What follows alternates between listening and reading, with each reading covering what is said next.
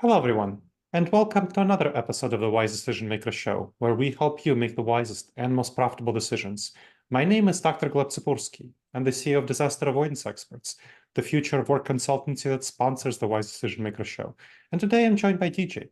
DJ, can you please introduce yourself and tell us a little bit about what you do? Yeah, thank you for having me today. My name is DJ Casto. I'm the head of HR for Synchrony Financial. I've been with the company for almost 10 years. We were a part of GE Capital and IPO'd and separated kind of the consumer finance business. So we have a lot of credit cards in the US, from Amazon to PayPal to Lowe's, really helping people to finance, their needs. Excellent. And I know that you have become much more flexible with hybrid work since the start of the pandemic, and you've kept up that flexibility. Can you tell us a little bit more about how you approached hybrid work? What was the transition like, and why you chose to keep flexible while many other companies did not? So Synchrony pre-pandemic was very traditional when you think about workspace and individuals using our office and kind of what was the requirement pre-pandemic. And so about, I don't know, 86% of our workforce, when we pulsed them, this was 3 months into the pandemic, and asked them, and we were able to get everyone home. We were very unique in that, I have 20,000 employees globally through our technology teams and my operations teams. We were able to get everyone home in about 3 weeks, which I know we were uniquely positioned to be able to do that. And we don't have brick and mortar banks. So for us, most of our engagement with our consumers is through our contact centers. And we would debate long and hard on whether a role could or could not be done at home pre-pandemic. And then in 3 weeks, all of that debate went away because we were focused on our employees' safety and trying to do what was best for them and their families. And so, again, a few months into that, we pulsed our employees and we said, hey, we knew we were never going back to the traditional way because we were getting such positive feedback from the employees with regards to their ability to work from home. So we said, do you want to come in 3 days a week, as we were thinking about some of the longer term strategy investments we would maybe have to make? Or would you like us to think about formalizing your ability to work from home as much as you want? And 86% came back and said they would like the ability to work from home full time. And so with that statistic, when you were 90+% in office prior to pandemic, and now you've got this huge mind shift where employees are looking for us to think about the way we work differently long term, it allowed us to rethink everything. And we anchored our policy, and we have not changed our policy at all since September of 2022. And so we've been in it for a long period of time. And our principle is flexibility and choice. So we still do want our employees to be in a close proximity to one of our hubs. So we have these areas of focus. They can be physical hubs or virtual hubs, but we do want you to live in a close proximity to those hubs. But we do not require you to come in any certain days of the week. We encourage you to come in purposefully when it makes sense.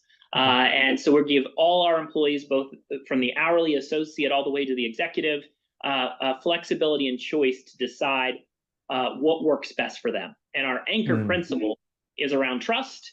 And our other key principle is around peak performance, right? So what you do what works best for you to drive peak performance for yourself and to allow you to be your best for you both at work and at home. Okay, excellent. That's really helpful. Now, I've helped over 24 companies figure out what that flexibility means, and most of them have chosen not an individual-based model, but a team-based model. So having teams make the decision on when they come in and for what purpose. And it sounds like you're focusing on individuals. So I'm curious, what caused you to make the focus choice on individuals making a decision to come to the office rather than on teams making a decision on when to come to the office? Yeah, one was a really strong focus on active listening. So when we did a lot of our listening circles with regards to why do you want us to formalize this new way of working? What we recognized is with the diversity of our workforce came a real diversity of need. And so to put that responsibility and burden on the frontline manager to have to decide and broker with a span of control of 1 to 20 sometimes, where they have 20 direct reports, how are they going to get agreement on which day they come in, what day do they have to collectively be there for a training or for some sort of facilitated meeting? We just didn't feel like it was productive, right? Again, we felt like where we saw more value is let's focus on the work. And so if the manager and the employees brokered together, hey, the four of us probably need to get together for that body of work, then we should do it and we should agree to it. But that doesn't mean we should require the other 16 individuals to come in on the same day that we need to, because if you're truly allowing people flexibility and choice, then that customization is really important, because they might have already made a plan for that Wednesday right after their shift ends that they need to meet a personal need. And if you anchor it to all of the reason, the spirit of all of this is to allow individuals to do what works best for them to drive their peak performance, then we do the opposite of that when we try to create a principle around an entire team. Now, that doesn't mean that, for certain purposeful events. So if we said we are going to do a training once a month, and in that next Tuesday is our February training, we always told our employees that if we give you reasonable notice, you should also be reasonable with us to come together, because again, that would be purposeful work that we believe needs to be completed as a team. Okay, that's helpful. Thank you. Now, what have you found? So you describe what you're doing. What have you found to be the benefits of this approach? What's the top 3 benefits or more, or whatever you find to be the benefits of having this kind of flexibility? I think the first unlock was probably the boldest initiative. And we always say that our way of working is the grand experiment, because we're not trying to pretend like we have all the answers. This is working for us. We know our business model isn't identical to other business models. Our culture, our DNA is going to be different than other companies' culture and DNA. But one of the biggest unlocks that we quickly recognized is we are committed to our work in equity, diversity, inclusion, and citizenship. And the first thing that really happened was true inclusion, right? Everyone. It doesn't matter if you're a frontline contact center associate or a senior executive in the company. Our approach is open to everyone, right? And so you saw people really appreciate and recognize that this wasn't just for one cohort, but for us, we were offering flexibility and choice for all. So I think inclusion and the benefits of inclusion and what that's done for our culture and kind of the outputs of employees feeling even a higher level of engagement has come through in a variety of our pulse survey results and scores. We also have very low turnover. And I think all of this symbolizes for me that it's driving this differentiator, and it's allowing individuals to truly be able to be their best self and to feel even a deeper sense of inclusion.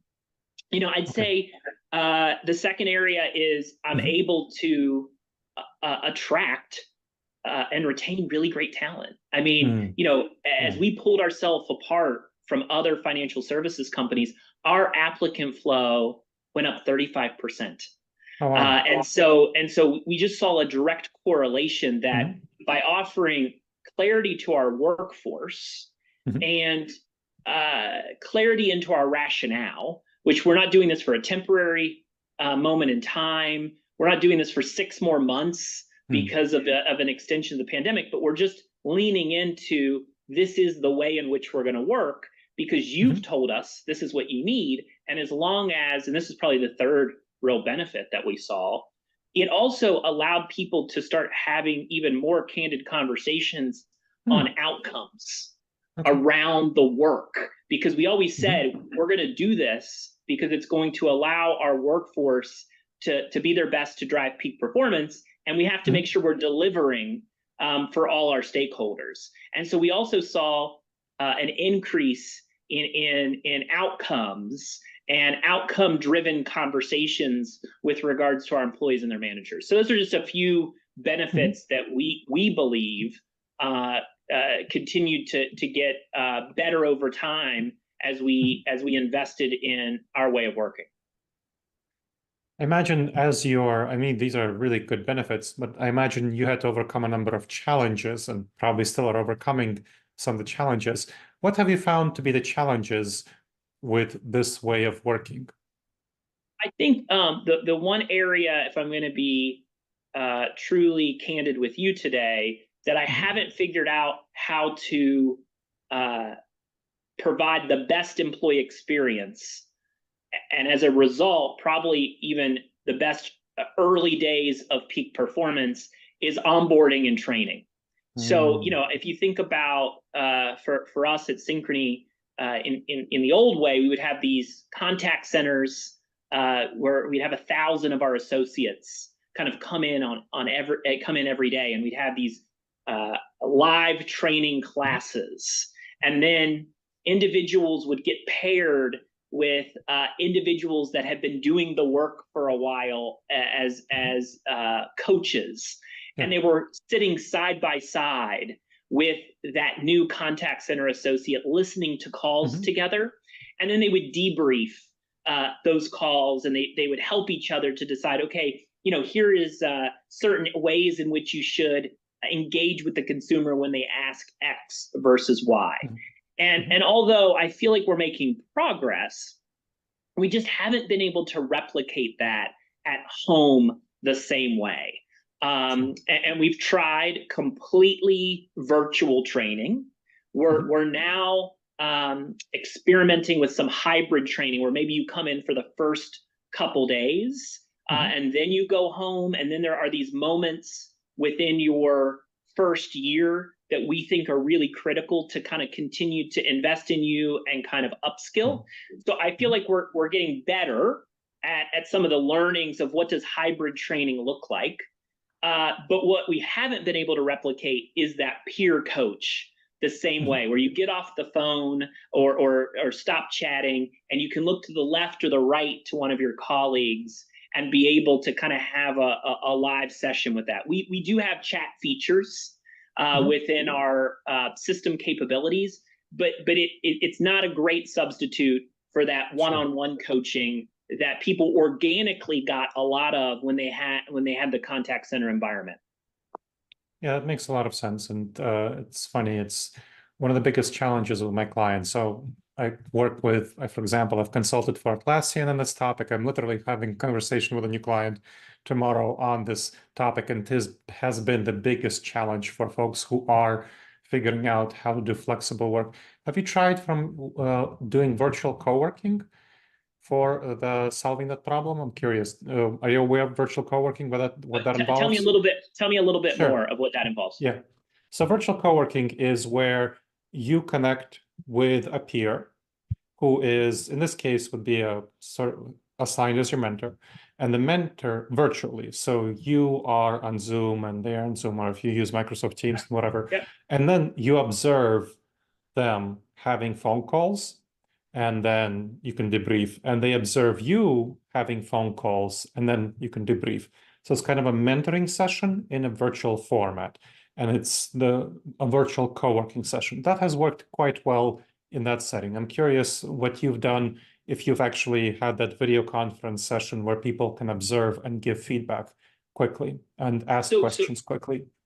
So we have we have a coaching team that is dedicated to helping our associates kind of reach their peak performance, and they are doing a lot of call listening, and then after the call listening, to your point, reviewing the call with them and discussing. I think what I love about what you're saying, which is some of the technology that we're looking at trying to implement, is the live parallel, right? Yeah, where the live they parallel. actually can be live in parallel, and it doesn't disrupt the consumer experience that's coming in. And it also allows more of the real-time coaching, which is the most valuable, right? Which is in the moment or right after the moment. So I think, we've adapted a lot of the agile principles, where we've done several kind of MVPs, kind of that minimal viable product of, okay, let's go test this with a cohort of 50. I'd be very interested in learning more of some of the things that you're speaking of. And we're unapologetic to say we would love to hear others' best practices in this space if they've advanced in any way, shape, or form to help what I call the ecosystem, right? You got to create a whole new ecosystem to support our way of working. Some of the ways in which we traditionally did things, you can't just do it the same way, but virtual. You are going to have to reinvent some of the way in which you're supporting your teams if you're going to fully commit to this being just the new norm. Absolutely. Yeah, let's talk about this after the interview. But in the meantime, as we're moving closer to finishing up, I'm curious what you see as the future of flexible working at Synchrony. It sounds like you're leaning in and you'll keep at it and you'll keep improving the way you're doing things. Yeah, I mean, to me, the future of work is flexibility. I think, and at the root of flexibility is trust, right? And I think this is what you've heard from many employees in the workforce, that they want their employer to trust that they are going to focus on the goals in which the company has asked them to lead. And if they are doing that, and they are proving out their results through meaningful and measurable outcomes, then we need to adapt and be very open to giving them, candidly, all the flexibility they need to drive that peak performance. And so I think the future of work is flexibility, and those that are committed to it, I believe, are going to have a real competitive advantage on being able to attract, retain, and develop the talent now and the future that they're going to need. It's clear that you're doing that with your higher applicant flow. Excellent. Thank you so much for sharing your expertise, DJ. This was very helpful. Yeah, I appreciate you facilitating the conversation, and I appreciate learning more from you as you're leading these conversations in a variety of different forums. But thank you for today. Of course. And thank you to the audience for checking out another episode of the Wise Decision Maker Show. Please make sure to subscribe wherever you checked out the show and leave a review. It helps others discover the show, and it helps us improve the show.